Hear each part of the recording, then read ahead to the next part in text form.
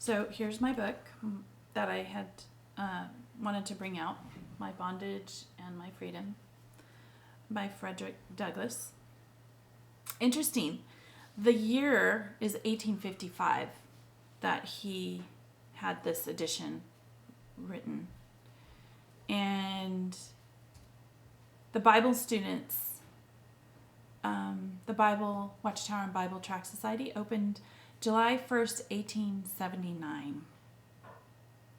So Mr. Douglass and Russell and Rutherford were contemporaries. Interesting.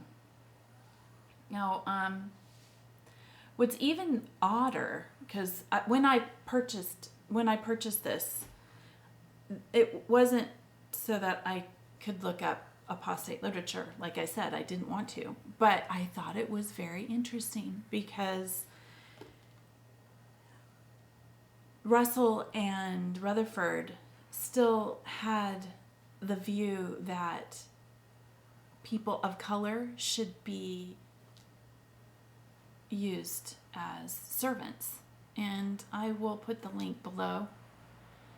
I think that is very uncomfortable to know that these men and the organization that I have been in felt that basically slavery was okay. And it's not okay. I have always believed that there have been men on the earth prior to the Watchtower Bible and Tract Society that have wanted to be truth seekers, people who have wanted to know what the scriptures have to say. They wanted to be able to know what was right. And this man was such an individual.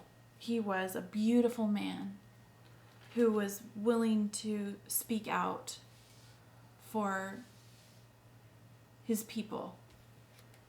And he was actually considered an apostate because the scriptural beliefs at the time was that people of color, it was okay to enslave them. Now you might wonder, well, why is this important? Because my great-grandmother was a slave. And she had been left behind because she was the darker of the three siblings. She had a brother and a sister who were blonde and blue-eyed or lighter than her. And she was left behind to be a slave of one of the neighbors. At the time, it was during the influenza, and there weren't the orphanages. There were too many children left behind during the influenza. And so she was left behind to be a slave to her neighbor, for her neighbor. And she did terrible things to my great-grandmother. She was abusive. She took care of her, but, that was because she wanted her to be her slave and her daughter's slave. So my connection was that, slavery. So I picked it up. But I thought it was very telling. In his beginning, Frederick Douglass is explaining something about slavery.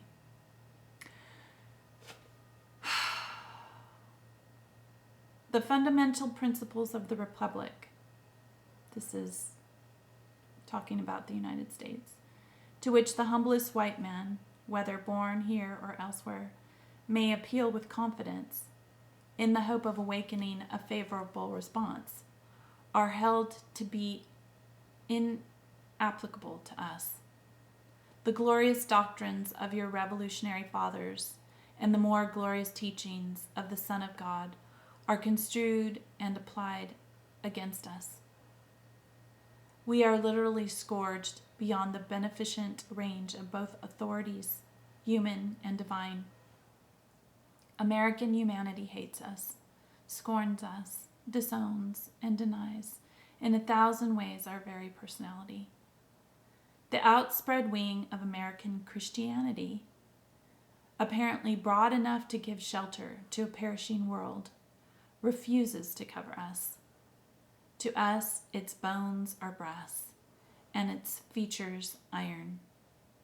In running thither for shelter and succor, we have only fled from the hungry bloodhound to the devouring wolf, from a corrupt and selfish world to a hollow and hypocritical church. This was a speech before the American and Foreign Anti-Slavery Society in May of 1854. This man recognized that Christianity did not benefit him or his people, that people turned a blind eye to slavery. And slavery as it stands is still very much here on the earth. In our talks, at times, we are considered as Jehovah's Witnesses free of the slavery that the world around us has. And I disagree profoundly. We are as enslaved or more enslaved than the world around us. We are not protecting our children. We are allowing for men to make decisions for our families, and they are very dangerous. I feel that Frederick Douglass is one of many men and women who are trying to make us aware of the dangers that our beliefs have on us. And they may not have well-coiffed hair or suits, and you may see tattoos and earrings. You may find that they are angry and bitter. But do you blame them? They have pioneered through pain. Their families no longer talk to them. They are isolated and alone.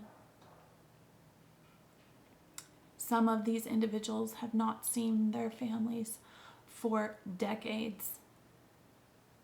They may be individuals that are and have been sexually abused over generations, and the perpetrator is the one that is protected, not the victim. So my goal is that as an individual,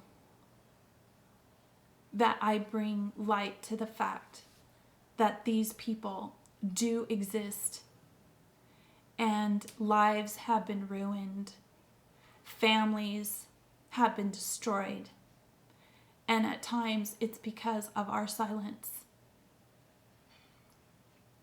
My intention, even if it is to just shed a whisper of truth, that these things have happened in the organization, that children have been molested and it has been covered up.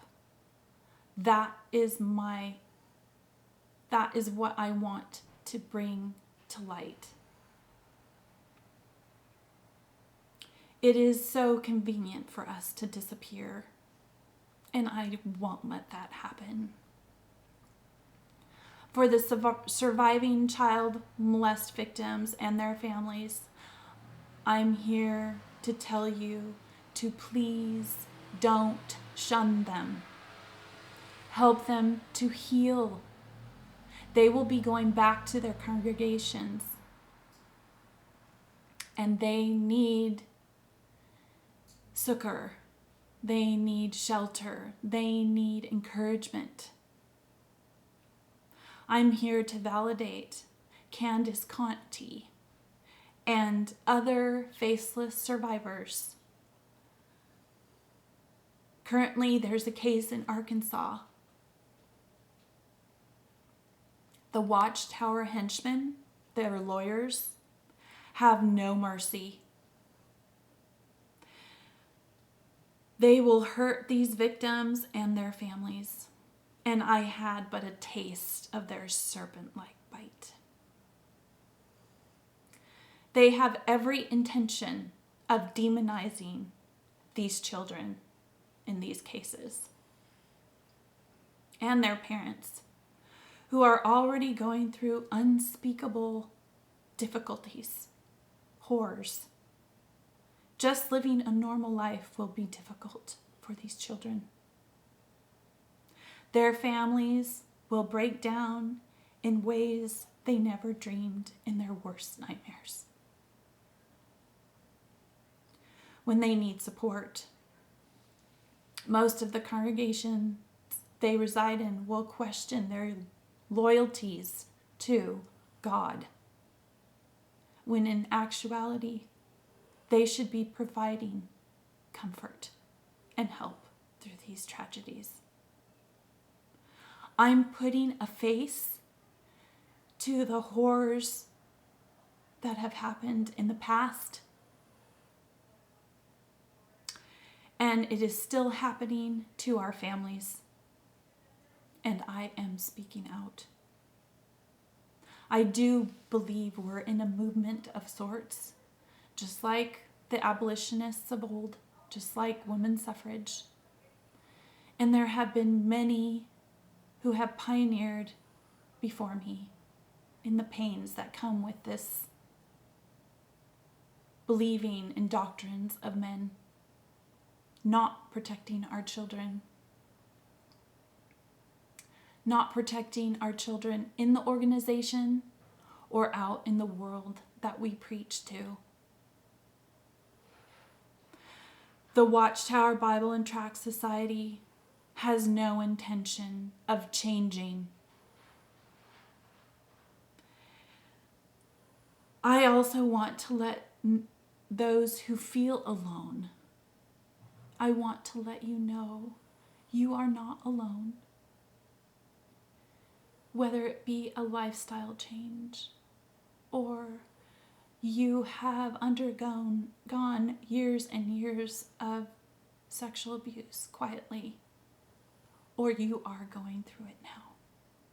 There are people that will help you. There are people that will love you. My hope is that this video will remain up so I can at least help one person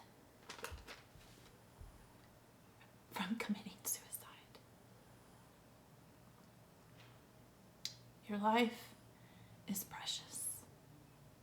Lives are precious.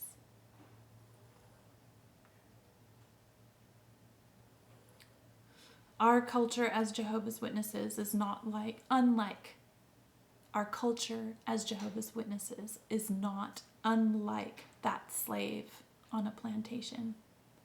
The master being the faithful and discreet slave. It being the only means for justice, not being able to appeal to an outside world for succor or truth, is wrong. My grandmother, she used to say, the last time I heard, we lived in America. Our founding fathers made it possible for freedom of religion, and that religion was not to abuse its authority. So, I say, your life, human life, is precious. Please don't give your power away to those 8 men. take back your voice. Let your voice be heard, even if it is on the internet. If it's whatever it is that will make you feel more powerful, take it back.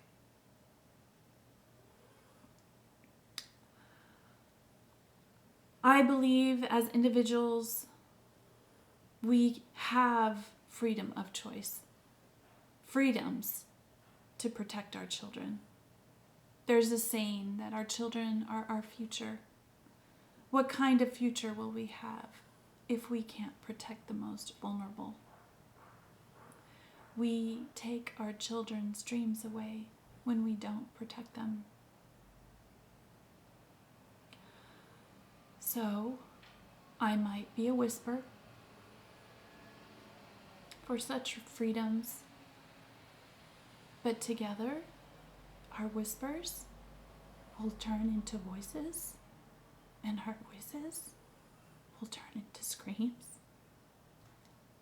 and someone will hear us. I have not given up my faith in a kingdom that will not be brought to ruin. There is a king who will make things right again, and his name is Jesus Christ. And I want to be there when he does. I want you to be there. I do not see these 8 men claiming to be the faithful and discreet slave class as God's channel of communication. Trusting in men is dangerous. Jesus told us, never put our trust in princes or in the son of earthly man, to whom no salvation belongs. As Jehovah's Witnesses, we have done this very thing, and this will lead to our demise. The past, and when we look into our past, we can see our future. And our past, as Jehovah's Witnesses, has been very, very shady. Men have always dominated men to their injury. In Ecclesiastes 1:8, it says,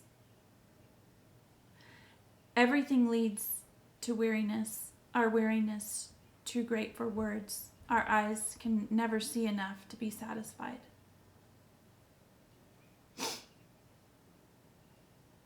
Our ears can never hear enough.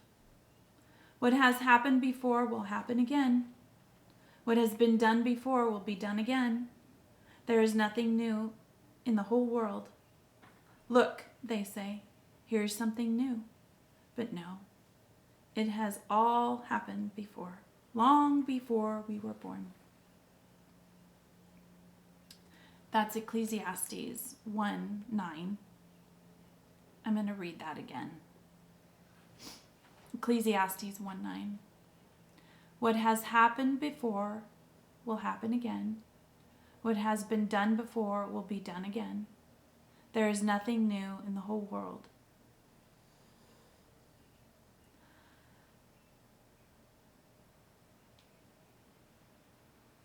So, it shouldn't be a surprise as Jehovah's Witnesses that we have been lied to. Because men lie. I want to thank you for your time. And again, I'm sorry I preached unscriptural doctrines of men. I hope you will forgive me. For those who have loved me and don't understand why I did what I did, I thank you for listening this far and this long. And I want to say follow your bliss and be good humans.